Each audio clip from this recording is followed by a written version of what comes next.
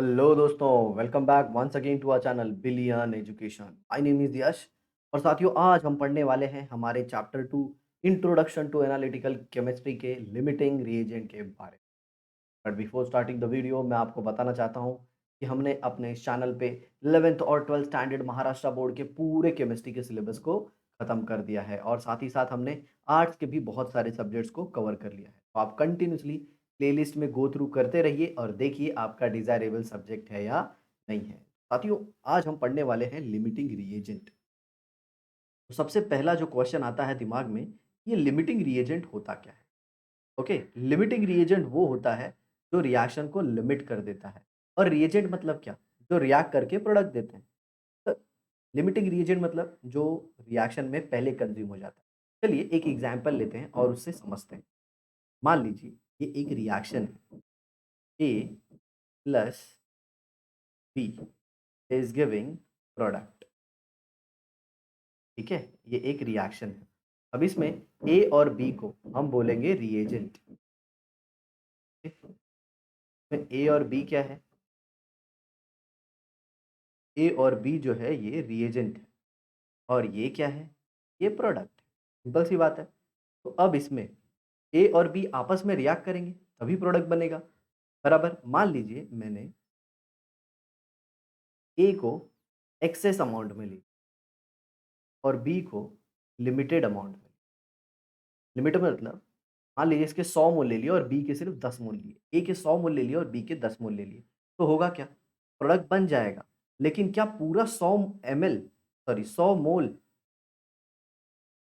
Access का product में convert होगा? जी बिल्कुल। क्योंकि ए प्रोडक्ट तभी बना सकता है जब बी होगा, लेकिन बी तो खत्म हो जाएगा। तो बी को हम कहते हैं लिमिटिंग रिएजेंट। चलिए ऐसे समझाते हैं। मान लीजिए एक साइकिल कंपनी, क्या है? एक साइकिल कंपनी है। वो साइकिल कंपनी रोज रोज 200 टायर बनाती है। क्या करती है? 200 टायर बनाती है। ठीक है, और समवॉट अराउंड 50 बॉडी बनाती है। 50 बॉडी बनाती है। तो 200 टायर हो गए और 50 बॉडी हो गई। बोलो हाँ या ना? तो क्वेश्चन आता है कि ये साइकिल कंपनी एक दिन में कितने साइकिल मैन्युफैक्चर कर सकती है मैक्सिमम? तो मैक्सिमम ये सिर्फ और सिर्फ 50 साइकिल मैन्युफैक्चर कर सकती है, क्योंकि टायर तो बहुत सारे अपने पास लेकिन बॉडी लिमिटेड है ना। तो याद रखना, तो साइकिल कंपनी में जो लिमिटिंग रिएजेंट है, जो साइकिल ज़्यादा नंबर बनाने से रोक रहा है, वो ये 50 बॉडी है। समझ में आया? चलिए और एक लेते हैं एग्जाम्पल और अच्छे से समझाने की कोशिश करते हैं। मान लीजिए एक बाइक फैक्ट्री है, तो बाइक फैक्ट्री क्या बनाती है? जी, ये भी बनाती है टायर, बॉडी और इंजन। मान लीजिए जो इंजन है वो ये हर दिन 20 इंचेस बनाती है, बॉडी बनाती है ये 500 और टायर बनाती है समवॉट अराउंड 400। ठीक है, अब जरा देखिए। तो क्वेश्चन है, ये बाइक की जो कंपनी है, ये एक दिन में कितने बाइक एकदम अच्छे से बना के रेडी कर देगी? तो ये बाइक कंपनी एक दिन में मैक्सिमम 20 बाइक्स बनाएगी। क्या बनाएगी? 20 बाइक्स। सर कैसे पता चला 20 बाइक्स बनाएगी? सिंपल सी बात है यार। देखो ना यहाँ पे, बॉडी तो बहुत सारे हैं, बॉडी तो 500 है। 500 बॉडी के हिसाब से 500 बाइक रेडी हो सकती है, लेकिन उतने इंजन भी तो चाहिए। टायर भी बहुत सारे हैं यार, बराबर, लेकिन इंजन ही कम पड़ जा रहा है। तो इंजन को हम लोग बोलेंगे लिमिटिंग रीजन। समझा? या फिर लिमिटिंग पार्ट। तो इसी तरह रिएक्शन में जो पार्ट ज़्यादा बच जाता है उसे हम कहते हैं एक्सेस रिएजेंट और जो खत्म हो जाता है उसे कहते हैं हम लिमिटिंग रिएजेंट। तो अगर दोस्तों आपको ये अच्छे से समझ में आ रहा होगा तो नीचे कमेंट बॉक्स में ज़रूर लिखना। ओके, और वीडियो को अपने दोस्तों के साथ शेयर भी कर देना। चलिए अब आगे देखते हैं। When a chemist carries out a reaction. Chemist मतलब जो ये रिएक्शन परफॉर्म करते हैं। The reactant are not usually present in exact stoichiometric amount. Stoichiometric amount मतलब जैसे, चलिए इसको भी आपको हर एक चीज़ जो है ना वो एकदम अच्छे से समझाएँगे। जैसे यहाँ पे देखिए स्टोइशियोमेट्रिक अमाउंट क्या है? मान लीजिए एक रिएक्शन है H2 plus 2H2 plus O2 is giving 2H2O। ये स्टैंडर्ड रिएक्शन है। इसका क्या मतलब है? आप जब भी रिएक्शन करेंगे 2 मोल हाइड्रोजन को 1 मोल ऑक्सीजन लगेगा और 1 मोल से 2 मोल वाटर बनेगा। आया समझ में? 2 मोल हाइड्रोजन को 1 मोल ऑक्सीजन लगेगा और 2 मोल वाटर बनेगा ही बनेगा। तो मान लीजिए आपने ये सब कुछ 10-10 मोल ले लिए, 10 मोल ये ले लिया, 10 मोल ये ले लिए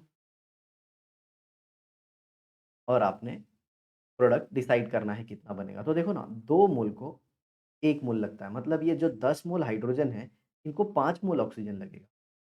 या फिर आप ऐसे कह सकते हो 1 को 2 मोल लगता है, 1 मोल ऑक्सीजन को 2 मोल हाइड्रोजन लगता है। तो 10 मोल को कितना लगेगा ये 20 लगेगा। कितना लगेगा?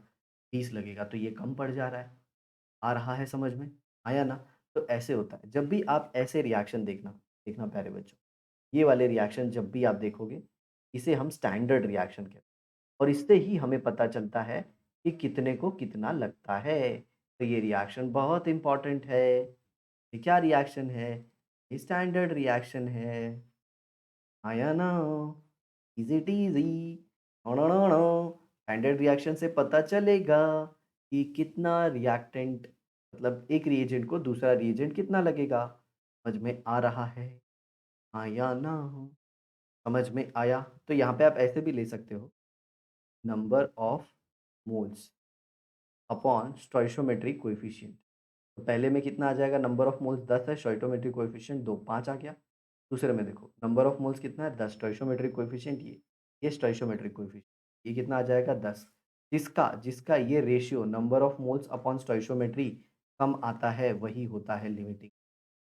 याद रख लेना, ट्रिक दे रहा हूँ। पूरा वीडियो पढ़ोगे दुनिया भर का लोग बताएँगे, समझ में नहीं आएगा। फट से ये कर लोगे, आपको आ जाएगा। समझ में आया? सर ये नंबर ऑफ मोल्स क्या है? जो गिवन है। जो गिवन है, जैसे यहाँ पे 10-10 मोल दिया है ना वैसे। और सर ये नीचे स्टोइचियोमेट्रिक कोएफ़िशिएंट क्या है? जो बैलेंस रिएक्शन में होगा। क्या होगा? Balance reaction. आया समझ में प्यारे बच्चों? चलिए आगे देखिए। That is in the proportion indicated by balanced equation. जी हाँ, यही वो standard reaction. Because the goal of the reaction is to produce maximum quantity of useful compound. मतलब हर एक रिएक्शन में हमारा गोल क्या होता है कि जितना हो सके उतना ज़्यादा क्या बन सके? कंपाउंड बन सके, प्रोडक्ट बन सके। From the starting materials, frequently a large excess of one reactant is supplied to ensure that a more expensive reactant is completely converted into desired product। समझ में आ रहा है? मान लीजिए ए और बी आपस में रिएक्ट करते हैं और प्रोडक्ट बनाते हैं और सपोज बी बहुत महंगा है। बी बहुत महंगा है तो अपन क्या करते हैं, ए को बहुत ज़्यादा ले लेते हैं, ए को बहुत ज़्यादा ले लेते हैं। क्यों? क्योंकि ए पूरा बी के साथ रिएक्ट करना मांगता है ना, नहीं तो कुछ भी बी बच गया तो अपने को लॉस होएगा। समझ में आ रहा है कि नहीं? हाँ सर, बराबर। समझ में आया? तो जो कॉस्टली होता है, वो तो कम ही आएगा भाई, खरीद नहीं पाएँगे, रोकड़ा नहीं अपने पास उतना। तो जो बहुत ज़्यादा है, जो मतलब सस्ता है, उसको बहुत ज़्यादा ले लेते हैं और ऐसे रिएक्शन करवाते हैं कि जो महँगा वाला है, वो पूरा प्रोडक्ट में convert. The reactant which is present in lesser amount gets consumed after some time and subsequently no further reaction takes place. मैंने बोला ना, बाइक कंपनी में जो इंजन थे वो कम थे, यूज़ हो गए पूरे, फिर तो बाइक बनेगी नहीं। ठीक उसी तरह रिएक्शन में जो रिएजेंट कम होता है वो पूरा प्रोडक्ट में कन्वर्ट हो जाता है। फिर उसके बाद आगे का जो ज़्यादा बचा हुआ है वो तो किसके साथ रिएक्ट करेगा? फिर वही बात है, नहाएगा क्या और निचोड़ेगा क्या? पूरा कंप्लीट करना कमेंट बॉक्स में। समझ में आ रहा है? तो उसी तरह एक पूरा खत्म हो गया और एक बच गया है तो बचा हुआ खुद थोड़ी प्रोडक्ट बनाएगा। समझ में आया? तो जो खत्म हुआ उसी को हम कहेंगे limiting reagent. No further reactions takes place whatever be the amount left of the other reactant present. Hence, the reactant which gets consumed limits the amount of product formed and is therefore called as a limiting reagent। जो बच जाता है उसे limiting reagent। हमारा formula याद रखना बबुआ, हम बताया था ना, number of moles upon stoichiometric coefficient, जो दिया हुआ है उसके अपॉन स्टोइचियोमेट्रिक कोएफिशिएंट लगाएंगे। जिसका वैल्यू कम आएगा वो लिमिटिंग रिएजेंट हो जाएगा, जिसका ज्यादा आएगा वो एक्सेस हो जाएगा। समझ में आ रहा है? कभी कभी ऐसा भी हो सकता है कि दोनों बराबर हों। समझ में आया? चलिए आगे देखिए। Consider the formation of nitrogen dioxide from nitric oxide and oxygen. तो ये देखिए नाइट्रोजन डाइऑक्साइड है, ये नाइट्रिक ऑक्साइड है, ये ऑक्सीजन है। Suppose initially we have 8 mole of NO and 7 mole of O2। ये थोड़ा गजब सी बात है, ये समझने वाली बात है। देखिए यहाँ पे ये क्या बोल रहे हैं? ये बोल रहे हैं कि हमारे पास स्टार्टिंग में 8 मोल NO था, तो ये कितना है 8, ये कितना है 7। अब ज़रा देखिए रिएक्शन से क्या पता चल रहा है, 1 मोल ऑक्सीजन को 2 मोल NO चाहिए, तो 7 मोल ऑक्सीजन को कितना चाहिए होगा? 1 को 2 चाहिए, 1 ऑक्सीजनवा को 2 NO चाहिए, तो 7 को कितना चाहिए होगा? 1 को 2 चाहिए, तो 2 को 4 चाहिए। इनको 6 चाहिए, 7 को 14 चाहिए, तो नो डाउट जो NO है वो लिमिटिंग रिएजेंट हो गया और जो O2 है मेरे भाई वो हो गया। समझ में आ गया? सर हम ये कैसे करें? तो लो 8 मोल दिया है ना, 8/2 करो, जी, ये तो गड़बड़ा गया। हुँ, तो 8/2 सर 8 बटे नहीं 8 डिवाइड बाय 2 ओके, तो 8 is what? Given number of moles और ये स्टोइचियोमेट्रिक कोएफिशिएंट दूसरे का कितना होगा? 7 divide by 1 what will be the answer for this? दूसरे वाले के लिए आंसर क्या है? 7 ये कम हुआ ना तो ये लिमिटिंग रिएजेंट मतलब NO लिमिटिंग रिएजेंट हो जाएगा प्यारे बच्चों। ऐसा धांसू मैं सर बता रहा हूँ, पूरा इधर-उधर का वीडियो देखोगे कुछ नहीं बताएँगे लेकिन ये ट्रिक है याद रख लेना। समझ में आ रहा है? चलिए ये सब जो बहुत कुछ लिखे हे आपण इकडनं पुसूया. नाहीतर काय होईल आपले जे मित्र आहेत ते कमेंट बॉक्समध्ये लिहिणार, "सर फास्ट जाताय हो सर, व्हिडिओ स्लो करा सर." अरे टेन्शन घेऊ नका. येस सर आहेत तुमचे येस सर. सर्वांना शिकवणार केमिस्ट्री. आता कोण पण राहणार नाही आपल्या महाराष्ट्रामध्ये, ज्याला केमिस्ट्री नाही येणार. कळलं काय? आणि जर तुम्हाला असं वाटतं, की तुम्ही माझ्या सपोर्टमध्ये आहेत, खालती लिहा कमेंट बॉक्समध्ये. समझा? कळलं काय तुम्हा लोकांना? हिंदी बोल दिए समझा. समझ में आ रहा है? Both languages we have to speak. Consider the formation अच्छा ये तो हो गया. One way to determine which of the two reactant is the limiting reagent is to calculate number of moles of NO2 obtainable from given initial quantity of N2NO2. तो जरा देखिए, ये कितना मोल बन रहा है? 2 मोल से ये 2 मोल बन रहा है, 1 मोल से ये 2 मोल बन रहा है। समझ में? ऐसे आप कैलकुलेट कर सकते हो। तो 7 मोल ऑक्सीजन से कितना बनना चाहिए? 14 मोल और 8 मोल से कितना बनना चाहिए? 8 मोल NO से कितना बनना चाहिए? 8 मोल। आ रहा है समझ में? लेकिन क्या उतना बनेगा? नहीं। From the preceding definition, we see that limiting reagent which yield a smaller amount of the product starting with 8 moles of NO will we find the number of NO2 produced is 8 mole of NO2। अरे simple दिख रहा है ना यार, 2 से 2 बनता है, तो 8 से कितना बनेगा? 8 बनेगा, सिंपल इतना कैलकुलेशन करने की ज़रूरत नहीं है। और ऑक्सीजन और NO का कोएफ़िशिएंट देखो, ऑक्सीजन का कोएफ़िशिएंट 1 है, NO2 का कितना है 2, तो मतलब 1 मोल कितना देता है? 2 मोल। तो इसका कितना लिया है 7, ये देखो यहाँ पे लिखा है ना।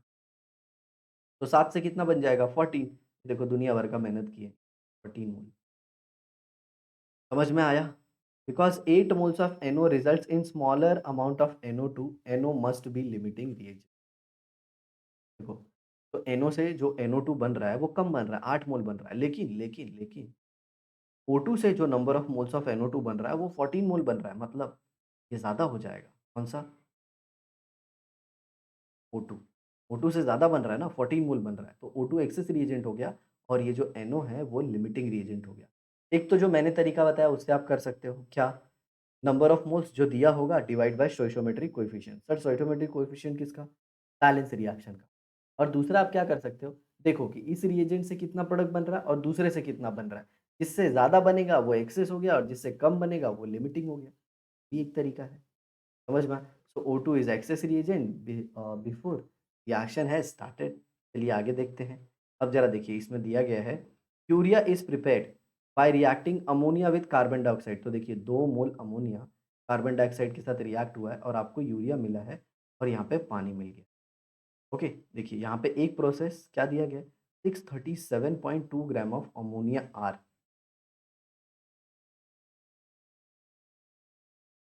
titrated with 1142 gram of CO2. Which of the two reactant is limiting reagent? Calculate mass of urea formed. See how much excess reagent is left at the end of reaction. तो देखिए सबसे पहले तो आप इस मास को मोल में कन्वर्ट कर लीजिए और फिर रिएक्शन से हम लोग कंपेयर कर लेंगे।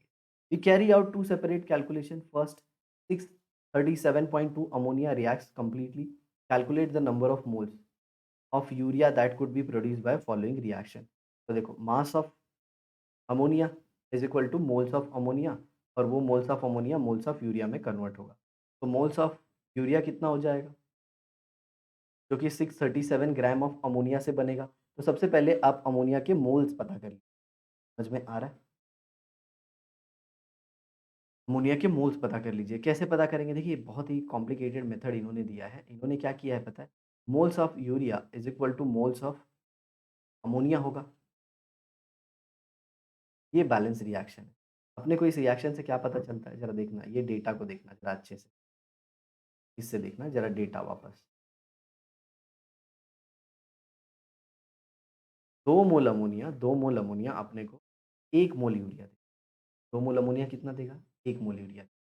आप पता कर लो ना, कितना मोल अमोनिया है? कितना मोल अमोनिया है कैसे पता चलेगा? Simple, 637.2 ammonia divide by nitrogen का 14 और ये 17, राइट? 17 से ये कितने टाइम जाएगा? 3 टाइम। कैसे? 17 थ्री जा कितना हो जाएगा? 51, है ना? तो ये 51 हो जाएगा 3, कितना बचा? 12, 127 हो जाएगा। कितना टाइम जाएगा? Somewhat around 7 times. 7 7 जा देखिए ना, 17 थ्री जा गया तो 3 जा 51 हो गया, 63 माइनस 51 कितना है? 12, और ये 7 127 हो गया। और 17 7 से कितना जाएगा? 17 को आप 2 पार्ट में कन्वर्ट कर लीजिए। 17 को 2 पार्ट में, 10 प्लस 7, ओके, और फिर 7 से मल्टीप्लाई कीजिए। 7 10 जा 70 और 7 7 जा 49, ये कितना हो जाएगा? 9 और 11 119 आ जाएगा, मतलब 7 टाइम। ओके, तो कितना बच जाएगा इसमें? 119 में से 8 बच गया, और फिर ये 82, तो 82 से कितने टाइम जाएगा? अप्रॉक्सिमेटली 4 टाइम्स, तो 37.4। तो इसका आधा कर दीजिए, क्योंकि ये तो number of moles of ammonia है ना, तो number of moles of ammonia से कितना यूरिया बनता है? आधा। अगर अमोनिया 2 मोल है तो यूरिया आधा मोल बनता है। देखो ना, 2 से 1 मोल यूरिया बना, तो अगर आप 37.4 मोल ऑफ अमोनिया लोगे तो इसका आधा यूरिया बनेगा। इसको 2 से डिवाइड करो, तो 2 1 जा 2, देखो 2 8 जा 16, 2 7 जा 14, देखो ये यूरिया के मोल दिए। शायद आपको ये मेथड ना समझ में आए, इसके लिए मैंने आपको ईज़ी वाला तरीका बताया। समझ में आया? तो आप सबसे पहले अमोनिया के मोल्स पता कर लो, और फिर सिंपल यूरिया का मोल्स भी पता कर लो। मोल्स क्या होता है? Given mass upon molar mass. दोनों का मोलर मास फिक्स है। अमोनिया का कितना होता है? 17, यूरिया का कितना होता है? 60। It easy. तो 18.71 मोल्स ऑफ यूरिया बनेगा किससे? अपने 637.2 ग्राम से। Second, relation from 1142 gram of CO2, mass of CO2, moles of CO2, और ये अब जरा देखो, इधर भी देखो, इधर देखो, 1 मोल CO2 से 1 मोल यूरिया बनता है। सर आपको कैसे पता चला? ये देखो, ये स्टैंडर्ड रिएक्शन मेरे को बता रहा है। बेटा याद रखना, जो भी डिसाइड होता आहे ना, जे पण आपण इथे करतो, किती मोल किती प्रोडक्ट देणार हे सर्व काय इकडनंच डिसाईड होतं. म्हणजे 1 मोल कार्बन डायऑक्साईड आपल्याला किती मोल युरिया देणार? 1 मोल देणार. म्हणजे जर 10 मोल कार्बन डायऑक्साईड आहे तर 10 मोल युरिया भेटणार आपल्या लोकांना. कळलं काय? मग आपण सिम्पली काय करायचं, number of moles of carbon dioxide find out करायचं. आपल्याला इथे काय दिलंय? मास दिलंय. कशाचं? कार्बन डायऑक्साईडचं. ते किती आहे? बघा इथे. कार्बन डायऑक्साईडचं मॉलिक्युलर म्हणजे मास दिलेलं आहे आणि ते दिलंय किती? 1142. मग 1142 ला आपण डिव्हाईड करायचं कितीनी? 44. मग आपल्याला किती आन्सर येणार? 25.95. म्हणजे आपल्याला जे अमोनियाचा मास दिलाय आणि जे कार्बन डायऑक्साईडचा मास दिलाय, त्याच्याने आपल्याला कळतंय, की कार्बन डायऑक्साईडनी जास्त मोल्स बनतात आहे. काय? युरिया. आणि अमोनियाचे मासनी कमी मोल बनतात आहे. कोणाचं? युरियाचं. म्हणजे जे कार्बन डाइऑक्साइड है, ते एक्सेस रिएजेंट है आणि अमोनिया म्हणजे काय है? Limiting reagent. आपको अगर सिंपल भाषा में मैं बताऊँ, तो हमने ये पता किया कि कार्बन डाइऑक्साइड के अमाउंट से कितना यूरिया मिला और जो अमोनिया दिया है, उसके अमाउंट से कितना यूरिया मिला। तो हमने देखा कि अमोनिया के अमाउंट से हमको 18.71 मोल यूरिया मिलता है, लेकिन कार्बन डाइऑक्साइड के अमाउंट से 25.95 मोल ऑफ यूरिया मिलता है। तब कार्बन डाइऑक्साइड से ज़्यादा मिल रहा है, तो कार्बन डाइऑक्साइड एक्सेस रिएजेंट हो गया और अमोनिया लिमिटिंग रिएजेंट हो गया। आया दोस्तों समझ में? चलिए देखिए यहाँ पे। It follows therefore that ammonia must be limiting reagent because it produces smaller amount of urea। ये क्या कर रहा है? स्मॉलर अमाउंट ऑफ यूरिया बना रहा है। दूसरा, the molar mass of urea is 60.06 gram. We use this as the conversion factor to convert moles of urea to grams of urea। तो देखिए, अमोनिया से कितना बना? 18.7। तो 18.7 को आप क्या कर दो? 18.71 को आपको मास ऑफ यूरिया करना है ना, तो 0.71 मोल यूरिया बना है, तो इसको कितना से मल्टीप्लाई कर दो 60, तो आपको ये आंसर आ जाएगा, ग्राम ऑफ यूरिया बनेगा। कैसे? ज़रा देखो 187 187.1 हो जाएगा और इसको 6 से मल्टीप्लाई कर दो। 6 1 जा 6, 6 7 जा 42 को 2 4, 6 8 जा 48 2 52 बराबर? 6 1 जा 6, 6 7 जा 42 को 2 लिख दिया, 4 आ गया। 6 8 जा 48, 48 प्लस 4 कितना हो जाएगा 52, 5 बच गया, 6 1 जा 6, 6 और 5 11 आ जाएगा। तो ये देखिए 1122.6 ऐसे आ जाएगा। इन लोगों ने अप्रॉक्सिमेटली 1124 लिखा है। समझ में आया? कहीं पे कैलकुलेशन मिस्टेक हुआ होगा तो आप देख लेना। ये ऐसे पता चल गया कि यूरिया का कितना बनेगा। तो यूरिया कितना बन रहा है 1124 ग्राम, किससे? अमोनिया से। तो starting 18.71 moles of urea, we can determine the mass of carbon dioxide that reacted using the mole ratio from the balance equation and the molar mass of CO2। तो हम लोग CO2 से भी पता कर लेंगे कैलकुलेशन। आगे देखिए conversion step, moles of urea, moles of CO2, grams of CO2। तो ये देखिए हम लोगों को 18.71 मोल्स ऑफ यूरिया मिल रहे हैं, आया ना? तो इतना ही क्या होगा? इतना ही CO2 के भी मोल कंज्यूम होंगे, आया ना? CO2 के भी इतने ही मोल कंज्यूम होंगे, राइट? यहाँ पे तो हमने यूरिया का मास पता किया ना 60 से मल्टीप्लाई करके। अब इतने ही मोल में आपको कार्बन डाइऑक्साइड का क्या मास है वो पता चल जाएगा। तो 18.71 इंटू 44 कीजिए तो आपको ये मास आ जाएगा। समझ में आया? मतलब इतना मास CO2 का लगेगा। इतना मास किसका लगेगा? CO2 का। तो आपको जो टोटल मास CO2 दिया था वो एक्सेस में था, उसमें से इसको माइनस कर दीजिए तो आपको आ जाएगा बचा हुआ। याद रखना सब कुछ हम कर रहे हैं ना वो स्टैंडर्ड रिएक्शन से ही। 2 मोल से 1 मोल यूरिया मिलेगा और 1 मोल कार्बन डाइऑक्साइड से 1 मोल यूरिया मिलेगा। मतलब जितने मोल यूरिया बने होंगे उतने मोल कार्बन डाइऑक्साइड यूज़ हुए होंगे और जितना मोल यूरिया बना होगा उसका डबल मोल अमोनिया कंज़्यूम। समझ में आ रहा है? क्योंकि अमोनिया के 2 मोल से 1 मोल यूरिया बनता है। प्यारे बच्चों, ये अगर आपको सब समझ में आ जाएगा तो लिमिटिंग रिएजेंट में फिर आपको कोई तकलीफ नहीं होगी। ओके, आगे देखिए ये सारे कॉन्सेंट्रेशन टर्म, ओके? तो हम लोग कॉन्सेंट्रेशन टर्म को भी कवर कर लेते हैं। अब ज़रा देखिए कॉन्सेंट्रेशन मतलब क्या होता है? कॉन्सेंट्रेशन मतलब सिंपली होता है कि सोल्यूट का अमाउंट सॉल्यूशन में कितना है। चलिए देखिए यहाँ पे what do you mean by concentration? Simple concentration मतलब होता है amount of solute in a solution. आ रहा है समझ में? क्या होता है ये? Amount of solute in a solution मतलब सोल्यूट का कितना अमाउंट है सॉल्यूशन में। अगर सोल्यूट ज़्यादा है तो सर का या किधर चला गया? अगर ज़्यादा है तो उसे हम लोग कॉन्सन्ट्रेटेड सॉल्यूशन कहें और अगर सॉल्यूशन में सोल्यूट का अमाउंट कम है, क्या है कम, तो उसे हम डाइल्यूट कहें। जैसे मान लो आप चाय पी रहे हो, चाय काफ़ी ज़्यादा मीठी है तो आप क्या कहोगे? कॉन्सन्ट्रेटेड है, शुगर ज़्यादा है। और अगर चाय फीकी है तो आप क्या कहोगे? चाय डाइल्यूट है, शक्कर यूज़ नहीं किया है, पैसा बचा है।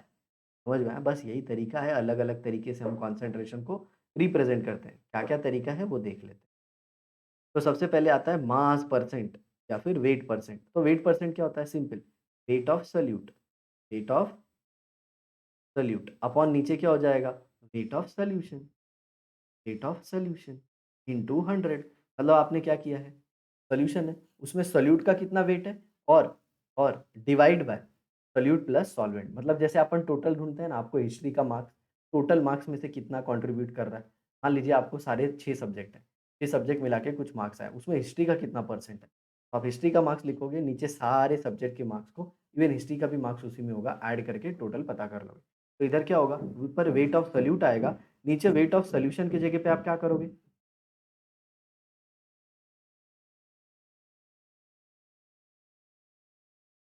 यहाँ पे आप क्या करोगे? वेट ऑफ सॉल्यूशन की जगह पे आप 2 चीज़ें लिख दोगे। क्या? वेट ऑफ सोल्यूट प्लस आप लिख दोगे weight of solvent, weight of solvent. ऐसा क्यों? क्योंकि आपने जो सॉल्यूशन बनाया है, वो सोल्यूट और सॉल्वेंट से ही तो बना है मेरे भाई। इससे थोड़ी बन गया है, सोल्यूट और सॉल्वेंट से ही बना है, तो नीचे दोनों आ जाएँगे, ठीक है? डिनोमिनेटर में। चलिए आगे देखते हैं। इसके बाद आता है मोल फ्रैक्शन। आपको सबसे पहले पता होना चाहिए कि मोल फ्रैक्शन होता है 1 में। जैसे परसेंट 100 में निकालते हैं ना, वैसे मोल फ्रैक्शन 1 में निकालते हैं। चलिए पहले मास परसेंट को देख लेता हूँ, इन लोगों ने क्या दिया है, तो ये देखिए। It is obtained by using following relation, mass of solute upon mass of solution. तो यहाँ पे आपको क्या करना है, mass of solute plus mass of solvent, ऐसे करना है। A solution is prepared by dissolving 2 gram of a substance to a to 18 gram of water, calculate. तो ऊपर 2 लिखेंगे और नीचे 20 हो जाएगा। हो गया सॉल्व इजीली, 2% आ गया। चलिए दूसरा देखते हैं, मोल फ्रैक्शन। जैसे मैंने अभी बोला ना, आप परसेंटेज को 100 में ढूंढते हैं, क्या करते हैं आप, परसेंटेज को 100 में ढूँढते हैं ना, ठीक उसी तरह फ्रैक्शन को 1 में ढूँढते हैं। मतलब हम टोटल को 1 मानते हैं। जैसे मान लीजिए आपको 80% आए, 100 में से 80% आए, तो कितने फ्रैक्शन आएँगे? 0.8 फ्रैक्शन। मान लीजिए आपको 90% आए, कितने फ्रैक्शन आएँगे? 0.9 फ्रैक्शन। समझ में आ रहा है? ऐसे हम लोग फ्रैक्शन बताते हैं। तो क्या होता है मोल फ्रैक्शन? देखिए, मान लीजिए आपने सॉल्यूशन बनाया ए और बी से, तो मोल फ्रैक्शन ऑफ ए क्या होगा? ज़रा देखना। मोल फ्रैक्शन जिसका सिंबल एक्स होता है, X, mole fraction of A is equal to number of moles of A upon number of moles of A plus number of moles of B. समझ में आया? ठीक उसी तरह से मोल फ्रैक्शन ऑफ बी क्या होगा? जरा देखिए यहाँ पे, mole fraction of B is equal to, ऊपर क्या लिख देंगे, number of moles of B upon number of moles of A plus number of moles of B. आ समझ में? ऊपर number of moles of B लेंगे, नीचे number of moles of A plus number of moles of B, ऐसे लिख देंगे। देखिए, इधर ए आ गया और इधर बी। तो ये हो गया moles of A upon total moles, moles of B upon total moles. समझ में आया? यहाँ पे 2 ही सब्सटेंस थे ए और बी, अगर 3 होते तो नीचे 3 आता। अब ज़रा देखिए, मोल फ्रैक्शन का सम हमेशा 1 होता है, मतलब X A plus X B. Mole fraction of A, mole fraction of B, हमेशा टोटल 1 होगा। कैसे, ज़रा देखिए, एक्स से क्या होगा, number of moles of A upon number of moles of A plus number of moles of B. Sir ये N क्या लिख रहे हो? एन सिंबल है बेटा, किसका? Number of moles. जैसे कि मोल फ्रैक्शन सिंबल है, मोल फ्रैक्शन का सिंबल क्या है? एक्स। तो यहाँ पे क्या हो जाएगा, N B upon N A plus N B. जोड़ दो दोनों को, तो ऊपर क्या आ जाएगा, N A plus N B divide by N A plus N B, total is 1। तो अगर आपको मोल फ्रैक्शन पता चल गया, मान लीजिए एक्स ए का मोल फ्रैक्शन किसी ने 0.2 दे दिया, एक्स बी का मोल फ्रैक्शन क्या हो जाएगा, 1 माइनस 0.2 दैट इज 0.8। आसान है। चलिए अब देख लेते हैं।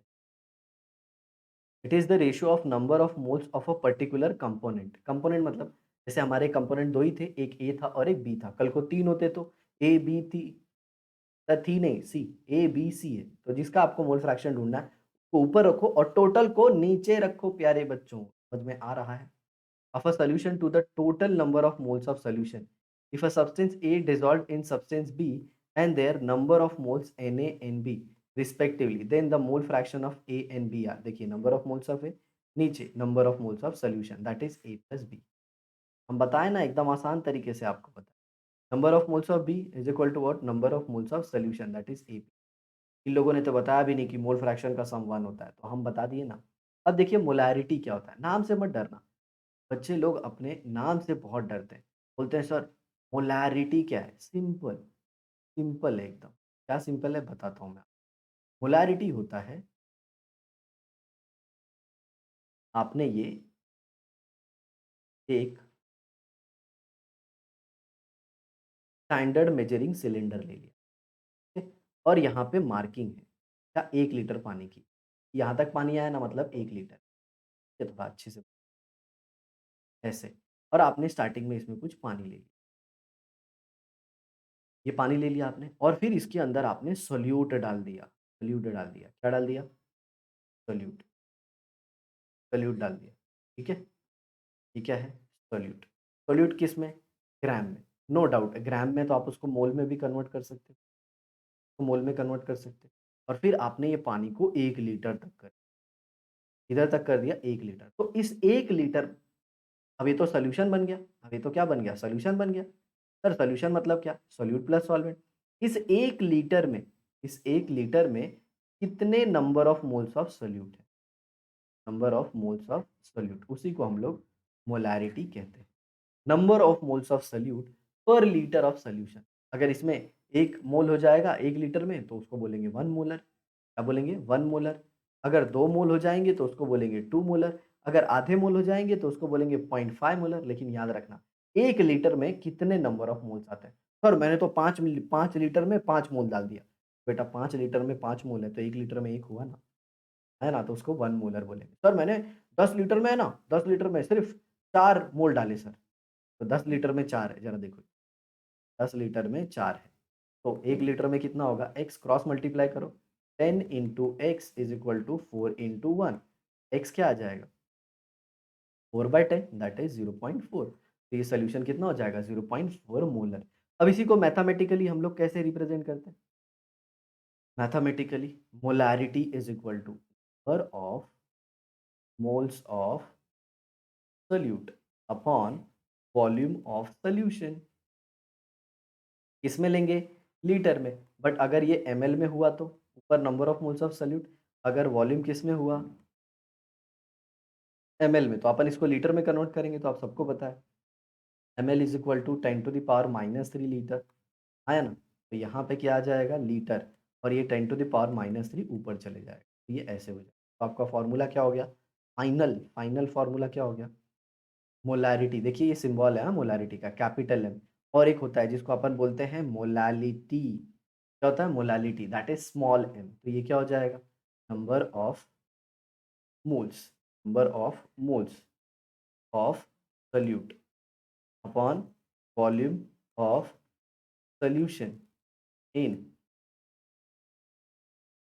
अगर आपने यहाँ पे क्या रखा है? एमएल में रखा है तो यहाँ पे 1000 से मल्टीप्लाई करना पड़ेगा। समझ में आया? क्योंकि उसको लीटर में कन्वर्ट करना है और लीटर में कन्वर्ट करने के लिए 10⁻³ होगा, 10⁻³ ऊपर जाएगा तो क्या हो जाएगा? 1000 हो जाएगा। तो ये मोलारिटी का फॉर्मूला हो गया प्यारे बच्चों। देखो, number of moles of solute, volume of solution in litre. It is the most widely used unit and is denoted by M. It is defined as number of moles of solute present in 1 liter of solution. इसके ऊपर problem दिया है। Calculate molarity of NaOH in which prepared by dissolving 4 gram in 250 ml. तो जरा देखो 4 ग्राम का पहले मोल निकाल लो। 4 डिवाइड बाय NaOH का मास कितना होता है? 40। मतलब ये 0.1 मोल हो गया। 0.1 मोल और ये कितना है? 250। तो ये देखो ऊपर 0.1 नीचे 250। इन लोगों ने बहुत, हाँ, ये देखिए यहाँ पे एकदम सिंपल किया है। 0.1 अपॉन 250 एमएल को किस में कन्वर्ट कर दिया? लीटर में। या फिर आप ऐसे भी कर सकते हो 0.1 अपॉन 250 इंटू 1000। समझ में आ रहा है? तो आपको कितना आ जाएगा ये यहाँ पे मल्टीप्लाई हो जाएगा 0.4 मोलर आ जाएगा। ये 100 अपॉन 250 हो जाएगा और 100 अपॉन 250 मतलब हम्म ये 100 हो जाएगा और नीचे 250। तो ये 25 फोर जा और ये 25 टेंजा, तो ये 0.4। बहुत ही सिंपल है। Note that molarity of a solution depends upon temperature because volume of a solution is temperature dependent. याद रखना परसेंटेज बाय वेट, ध्यान से सुनना, percentage by weight, mole fraction temperature पे डिपेंड नहीं करता लेकिन मोलारिटी डिपेंड करती है। क्यों? क्योंकि मोलारिटी में वॉल्यूम होता है, वॉल्यूम, और आप टेम्परेचर को चेंज करोगे तो वॉल्यूम चेंज होता है, इसीलिए मोलारिटी भी चेंज होती है। लेकिन लेकिन मास टेम्परेचर से चेंज नहीं होता। आप टेम्परेचर बढ़ाओगे तो मास में फ़र्क नहीं पड़ेगा। इसीलिए परसेंटेज बाय वेट एंड जो मोल फ्रैक्शन है उसको फ़र्क नहीं पड़ता। अब ज़रा देखिए यहाँ पे क्या आ गया? मोलालिटी,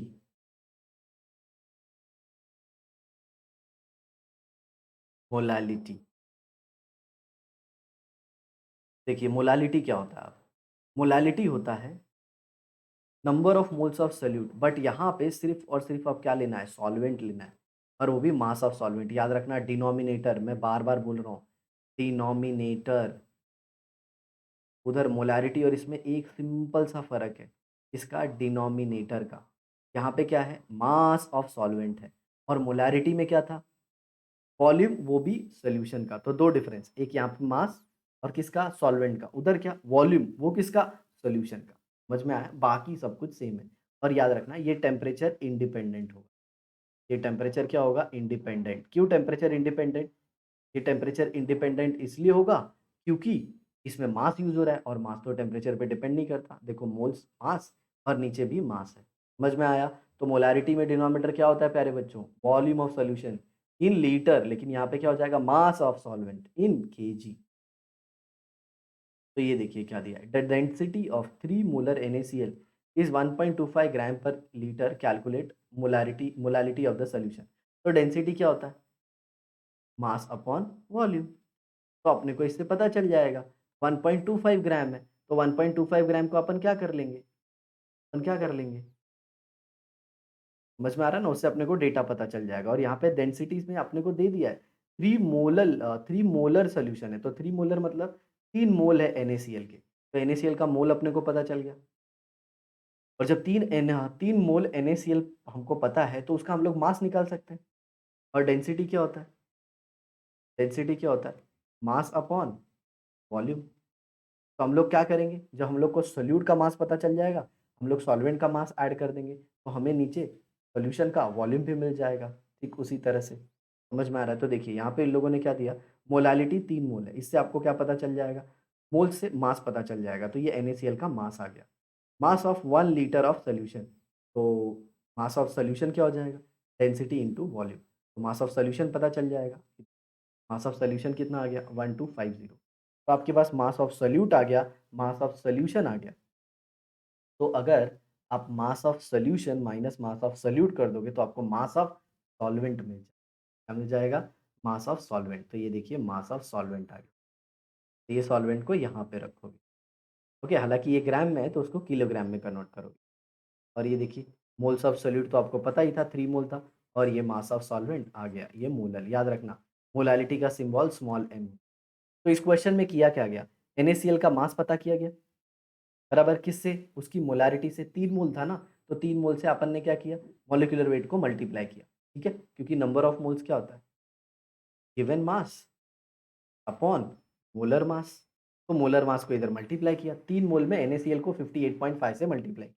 कैसे, Na का 23 होता है और क्लोरीन का 35.5 होता है, तो कितना हो जाएगा 58.5।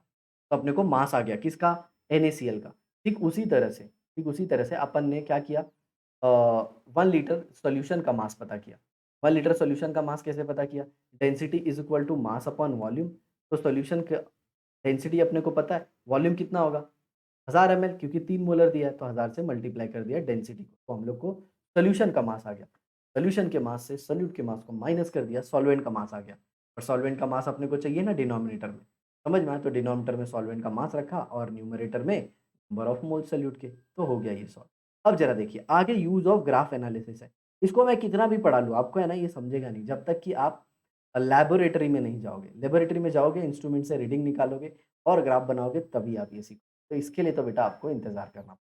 ठीक है दोस्तों, तो आई होप आपको आज का वीडियो बहुत अच्छे से समझ में आया होगा। इसको आप अपने दोस्तों के साथ ज़रूर शेयर करेंगे, और नीचे कमेंट बॉक्स में अपने अप्रेज़ल को भी लिखेंगे आप। तो आपको खुशी हुई ये वीडियो देख के, वो भी ज़रूर लिखेंगे। तो थैंक्स अ लॉट दोस्तों, इतना आपके सपोर्ट करने के लिए और वीडियो में लास्ट तक बने रहने के लिए। चलिए मिलते हैं नेक्स्ट क्लास में, तब तक के लिए बाय बाय।